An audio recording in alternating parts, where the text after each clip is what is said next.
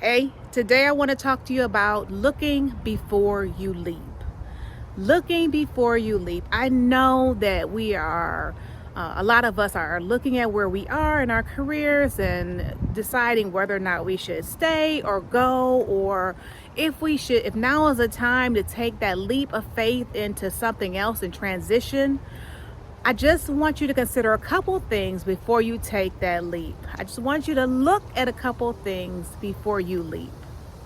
My name is Jennifer Mitchell Early. I help individuals and teams achieve organizational and personal success, and this is Leadership Matters.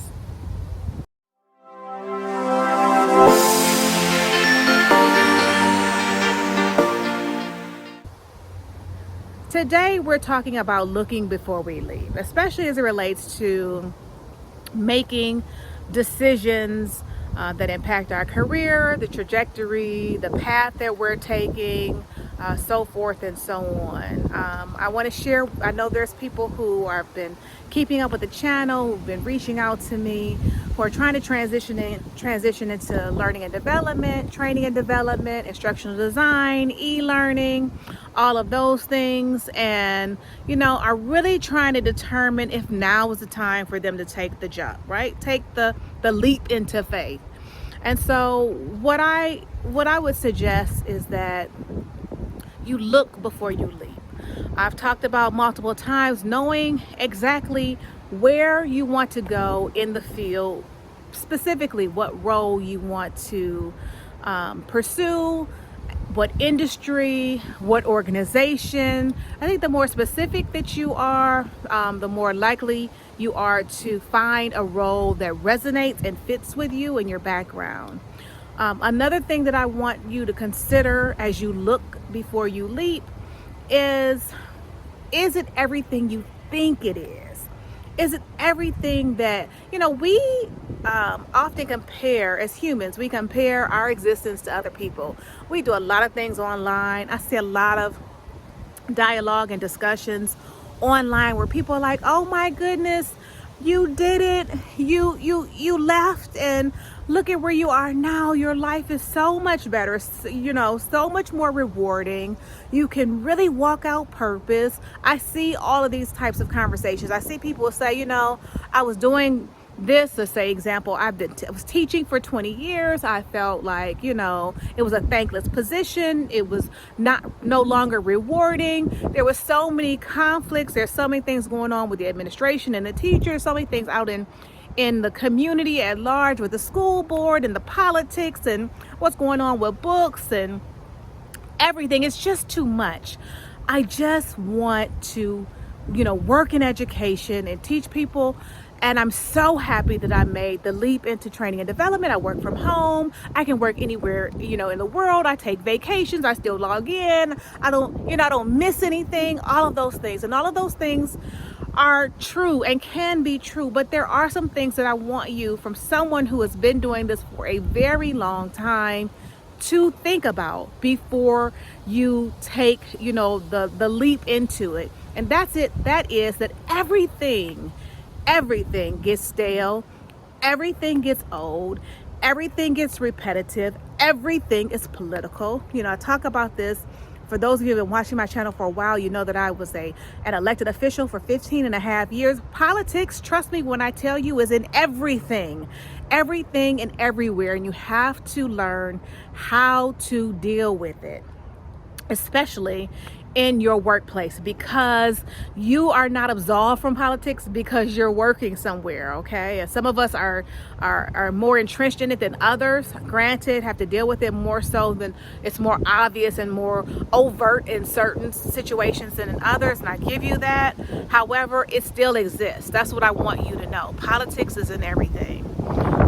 But not only that, your job at some point may not be fulfilling. Your job at some point is going to become routine and mundane, and you're not going to be allowed to do the things that you think are in the best interest of your participants or students, clients, stakeholders, etc. And you're going to have to learn how to accept it and still give a product that at the end of the day, or provide a service at the end of the day that is beneficial, that benefits those individuals, your participants, students, your stakeholders, your clients, the employees, whatever the situation is, the leaders that you're providing training for.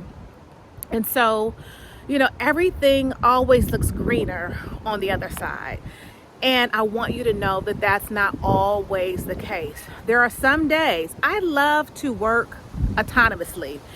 When I have conversations with clients and they ask me, Jennifer, what's an ideal working situation for you? An ideal working situation for me is for you to provide me all the tools that I require to do my job, provide me all the information that I need, and then leave me alone. That's the truth. Let me do what I need to do. I enjoy working autonomously. Now, I can work in team settings. I have worked in team settings. I enjoy working in team settings, but my preference is to work autonomously. I don't mind working, and this is probably not the right choice of word, but I'm going to explain it. Follow me for a second. I don't mind working in a silo. I don't mind working in my office, keeping to myself for weeks at a time, and then touching base with my SME or my client or a supervisor or a project manager or manager, whatever the case may be, or a team to keep you abreast of what I'm doing and get any additional feedback. I don't have issues working in those scenarios. I prefer to be alone, to think about how I'm laying out training, how I'm designing it, how I'm developing it, learning about it. A lot of times in recent years, I've talked about this in other videos too, I have been given projects that I knew absolutely nothing about. Point blank, period, full stop. Not a doggone thing.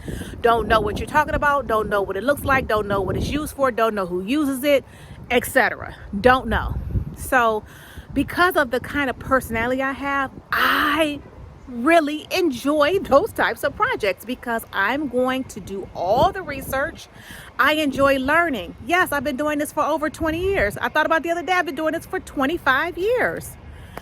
And after a while, it's not too much I haven't done before. So the only opportunity I have to evolve and grow outside of my industry and in other industries is to be immersed in projects that I really don't have any previous knowledge about. That gives me an opportunity to learn a new skill, a new skill set, and learn about a new industry. That's what I enjoy doing. So I need that opportunity to flush through the information, understand it. I have to understand things that I write. I just can't write anything. I don't just develop anything. I develop it, even if I'm not going to facilitate it, which in recent years has been the case. I develop for someone else to come in and facilitate it. I still need to be able to understand the curriculum that I'm developing to make sure that one, it adheres to adult learning principles, and two, that it makes sense, and three, that it doesn't use closure, people who are experts in the field, because they've been doing things for so long, they become so efficient in it that they have shortcuts that they use. And even sometimes even recognize it as a shortcut. But that is the case. It's things that they've been doing so long that they now have a system to do it. And that's what they do. Well, someone new coming in, while you can show them your system and they know that your system has brought you success, and it justifies, I wouldn't say justifies the means to the ends, but it helps you accomplish the task. When they get into a situation where they have to understand why they did X, Y, and Z, they'll have no idea, because all they know is that you did this because that was your system. So I have to understand what I am developing to the job, the employee, get this, the culture, all that makes a difference in my development. Now, my development might not look like anyone else's development, but that is the way that for 25 years, I have developed programs. That is the way that I have been successful in all these years, and having clients that I have repeat clients that I've gone back to more than once. And that's what it is. You can rely on me. I don't need for you to be over my shoulder. I don't need a helicopter manager or a micromanager. I don't need necessarily a team to do everything. I can do that, but I do need resources. I do need your availability. I do need to have my questions answered. I do need to receive critical feedback. I do need to have assistance in areas that I don't know, which is why I rely heavily on SMEs. And that's why if I ask a question, I try to do my due diligence to have done enough research beforehand that I have a general understanding of the concept. I have an idea of the questions I want to answer, the scenarios that I want to pose, and why I want to do it. And I'm looking for my SME to say, yes, Jennifer, that's a real world situation right there. Yes, Jennifer, that actually happens out in the field. Yes, Jennifer, that is a problem. And let me tell you why. I'm so happy that you're finding solutions for that. Sometimes, because I'm an outsider looking in, I can pose questions, problems, solutions that may not have been thought of before because I'm bringing a different perspective to the situation. And that's great. I've come to a point in my career now where I can pick and choose what clients I want to work with, and what jobs I am willing to take. But I do that fully knowing what I need as an instructional designer developer to do my job successfully and to be fulfilled in my position. And what I want to say is that when you're looking for these positions and you're looking before you're leaping, or you're looking to make the leap into something else, is that sometimes we don't know enough about what we don't know to know whether or not it's going to be a fruitful jump. That's going to be a place where we have imagined. A lot of times, I'll just use me for example. I know there are some things that coming up as a person, as Jennifer, I thought, oh, this is going to be great because of blah, blah, blah. I've imagined it to be one way. And then I get there and I'm like, wait, hold on. Wait, no, I didn't see this. I didn't see this coming. And then I have to deal with it.